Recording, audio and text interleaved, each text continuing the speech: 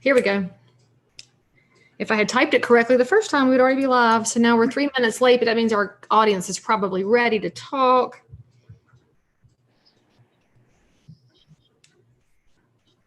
And there it goes to YouTube. And I think we're probably already live. Hey friends, I'm Leigh Brown. I don't need you to talk. Be quiet over there, YouTube page. And I believe we're live. So Good afternoon, friends, and welcome. I'm Leigh Brown with One Community Real Estate. And I've got with me today my special guest, Erica Hayden, who is also with One Community Real Estate. Full disclosure, you know, we're in the same firm and we work together. But Erica's got some amazing background and expertise in real estate. Before I ever got to meet her, she was out there doing some really cool things.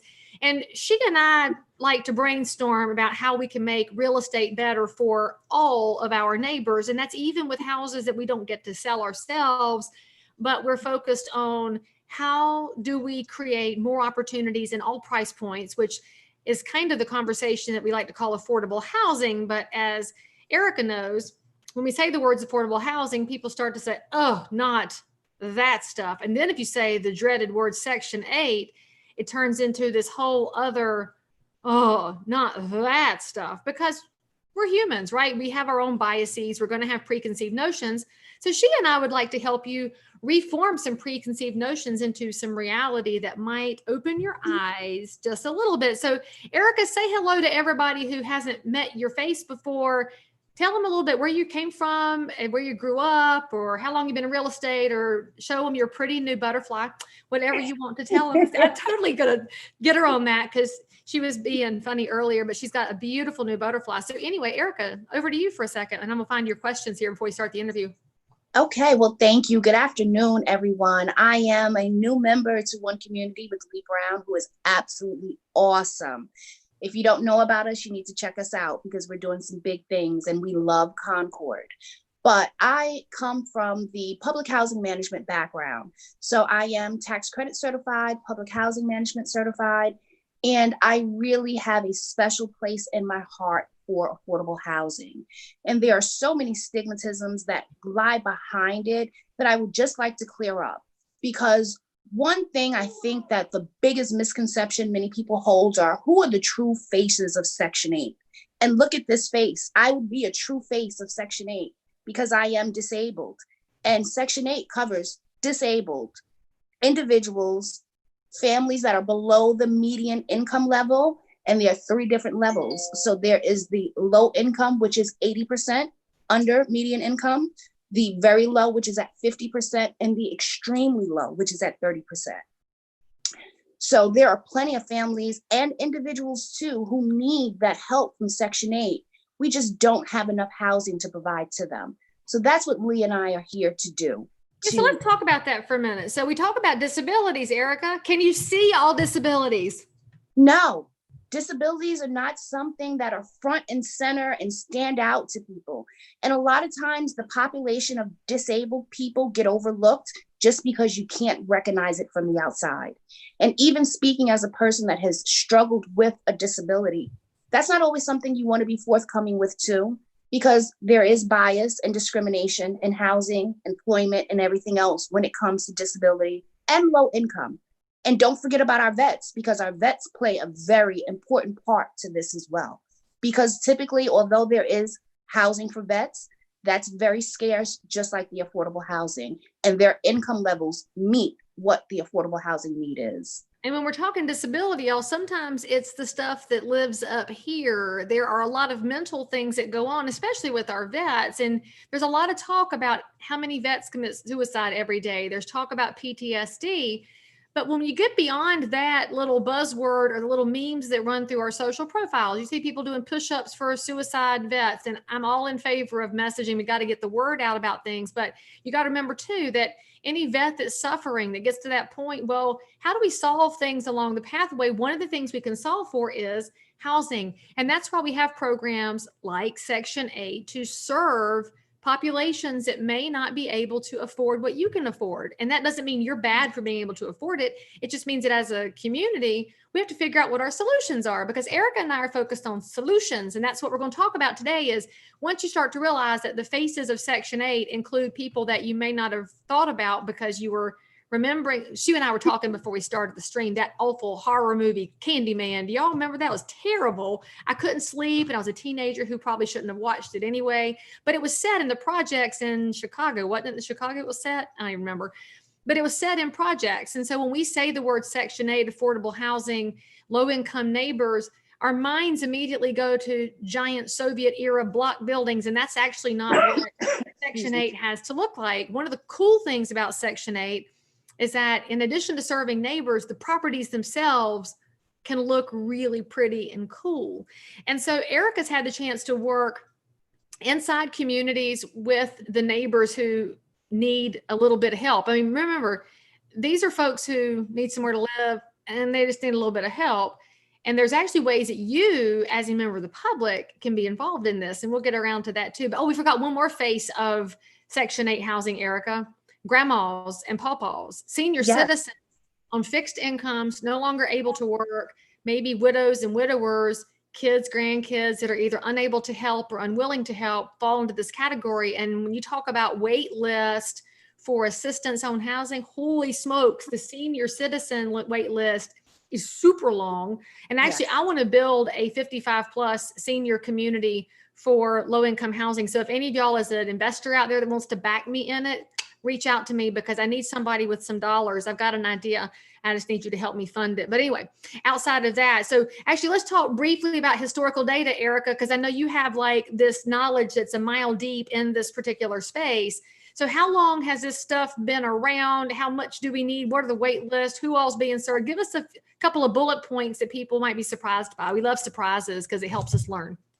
Well, Section 8 has been around forever, and I know people have different versions of what they think Section 8 is, but Section 8 theoretically was designed to help people at that lower, under median income level to be able to have housing in safe areas, better school districts, and just not be stigmatized into the quote unquote projects.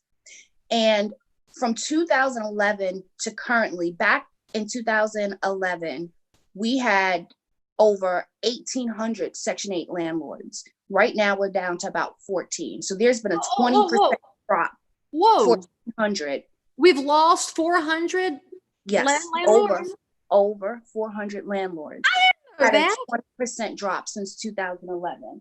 And just to give you a little graphics on it, because of course I always do my research. It's good to be a nerd. We like real estate nerd world. If you can see this graph here, it shows that decline. And every year it has been a steady decline. I had no idea. I know a lot of things about the whole Section 8 piece. I didn't know we were losing landlords at that clip. Erica, why do you think we're losing landlords? Because people are not educated. I think that's what it is. You know, you have an owner or an investor who's got one person that gave them a bad story and it's changed their thoughts on Section 8 for the rest of their lives. So they watch crappy TV. Yes, that and other people's thoughts, not really diving in and doing your research and finding out who indeed you are looking to serve and what your options are. I think a lot of people, especially on the owner, investor, and landlord side, think that they have no control once they go into Section 8. And that's really not true, because the one thing that's guaranteed is your rent. You will be paid out rent between the 1st and the 5th of every month. That's a big perk, guys. That's why you want to talk to Erica about how you can be one of those replacement landlords. You're going to get your rent. That's huge. That's right. And not only that, those voucher holders, they have requirements that they must meet as well in order to call them neighbors. We're going to call them neighbors instead of voucher holders. Okay. Our neighbors, they have requirements that they must meet and hold accountability to in order to receive the voucher, hold on to the voucher, keep it. So it's a work in process for both ends, but no one has total control. It's coming together and working together. So I've got to ask you a question about that, because what I'm fascinated by is that in an era where we need landlords and we have to overcome the fear, if you think about the fact that our neighbors who have vouchers know how hard it is to find a place, think about this. These wait lists are really long. Seniors in Section 8 housing, the last I heard, the wait list was around 5 years long in some areas. 7. if you wait that long to take advantage of your voucher, you've managed to cling until you found a spot. Y'all really think they want to cause an issue to where they have to leave?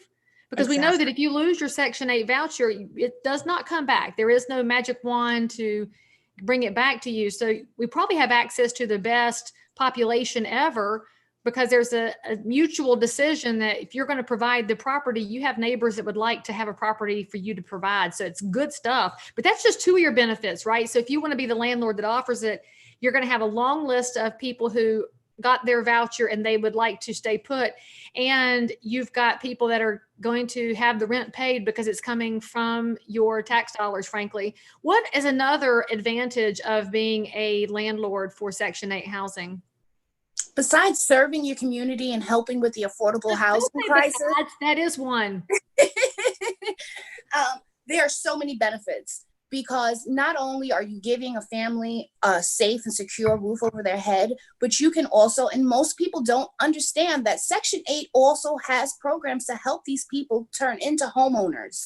So they have a 5-year program that's called the RAD program that gets them ready to be a homeowner themselves. And what have you done? You have helped them take that first step, because now they know what it means to take care of a home and be a homeowner, and the accountability and the responsibility that comes with it.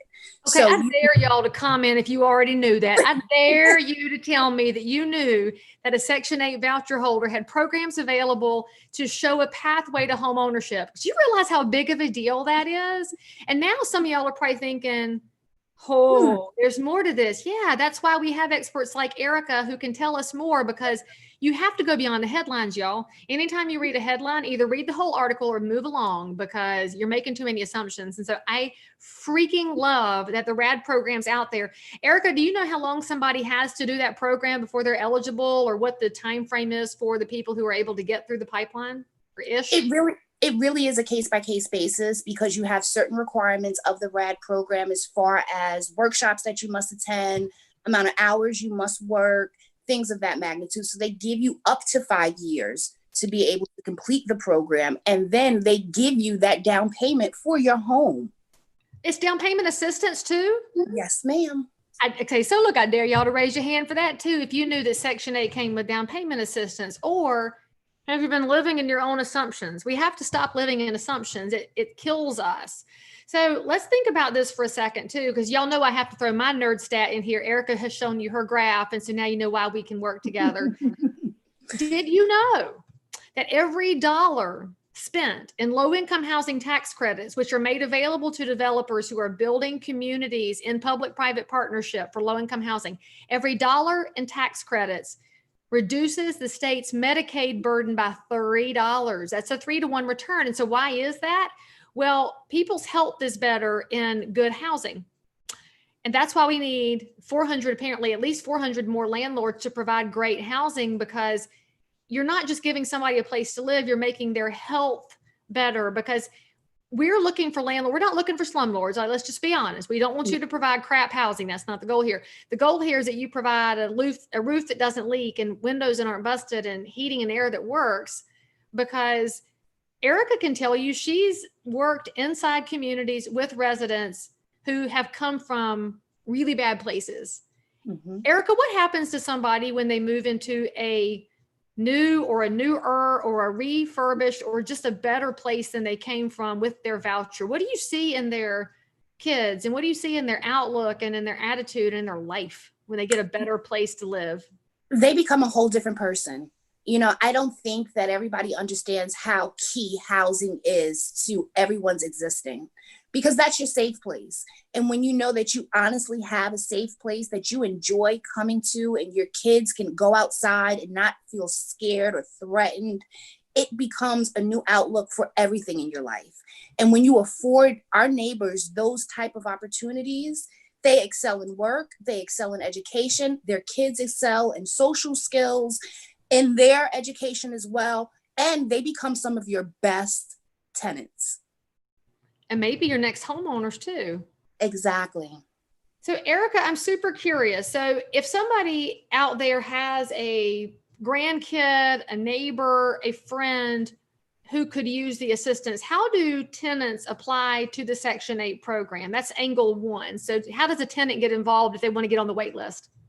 Well, there are a couple of different ways, and depending on what category you fall in. So if you're disabled, you may have a caseworker that is working with you to assist you through that process, but you can always apply through your local housing authority with whatever county you're in. So Cabarrus, Mecklenburg, they have the housing authorities where they have specific Section 8 departments, and you would have to put your name on the list, meet with a caseworker, get all your information in, and they would assist you through that process on getting onto the wait list and letting you know what the timeframes are and when they perceive it to open up again. Okay, so that's angle one, right? Right. Now, Section 8 also has a website as well. If you go on the section8.com website, they give you all of the steps and the links to fill out the application. Okay, so I just thought of a question to ask you, but I have to ask you this one first before I rabbit hole down that one. If somebody listening to this is saying, holy crap, I could be creating a better existence for my neighbors as an investor, I could help fill the gap, I could get my rent paid on time. You mean there's a wait list of people that want to live there. I want to be that kind of an investor. How does somebody become a landlord who can accept vouchers? Is there a process to follow in that? Does the property have to hit certain standards and guidelines? What's the rough timeline or the process map they have to follow to become a landlord who can accept our lower income neighbors as tenants? Well, the first thing is establishing that relationship with your local housing authority, and they will get you all of the paperwork needed. But it's a very simple and quick process. There is paperwork that needs to be completed about the property, the age, who the owner is, and they will then set you up on an inspection. Now, there was a misconception for a long time. Oh, you had to wait months and months for an inspector to come out. Mr. Meacham with the Mecklenburg Charlotte Housing Authority, he has worked very hard to change that standard. So typically you can get an inspection done within a week, 2 weeks max. And I know in Cabarrus, their housing authority, it's typically not very long before you can get an inspector out. And that's the key, getting that inspector out in that home, being inspected to show that it's functioning. There are hot water is working, the lights are working, those outlets are flush on the wall. All of the rooms have doors on them, all of the windows are sealed, just things that make a house habitable. We're not looking for any slumlords, but if you can get through that, you can get a tenant in less than 30 days. So what you're saying is some of the myths out there about how hard it is to be a landlord might be slightly exaggerated. Very much so. And the easiest thing to get a professional like me or another property manager that does this on a regular basis to make this a seamless transition. And all you have to do is sit back and wait for your check. So Erica, does that mean if somebody wants to be an investor to help fill the gap, they could reach out to you and you would help guide them through the process of purchasing the property, and then you would help them with housing authority contacts, and you might even help them with property management? You could even provide a turnkey help for them. Absolutely. I do it all. I do it all. And that's my area of expertise. And it's also where your heart is, because you have a passion for it. It's not just for you to get paid. You have this abiding passion to help your neighbors have opportunities to have a better. Because remember, I am a neighbor. This is what these neighbors look like. This face here.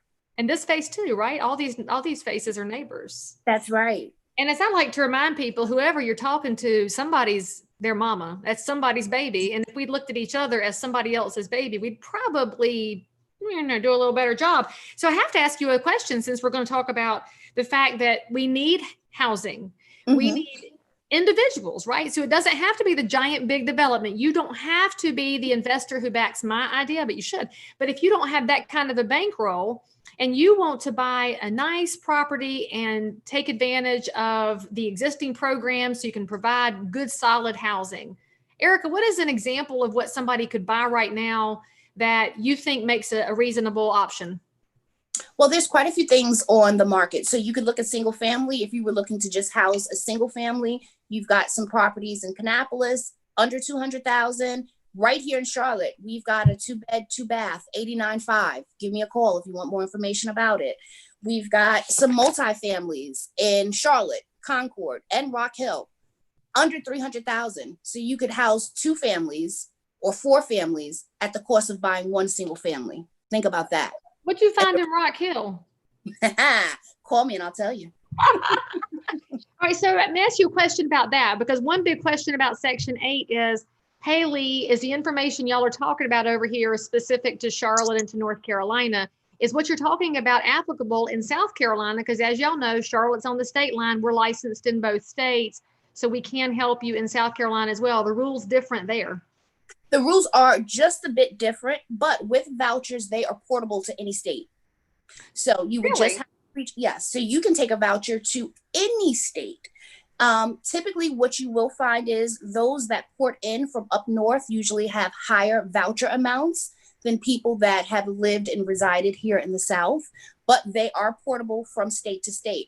Now, the one thing that I do want to caution you about, in this state of North Carolina does not have a mandate for landlords that require them to accept vouchers. There are 10 other states out there that do. Let's make North Carolina one of those states to help our affordable housing crisis.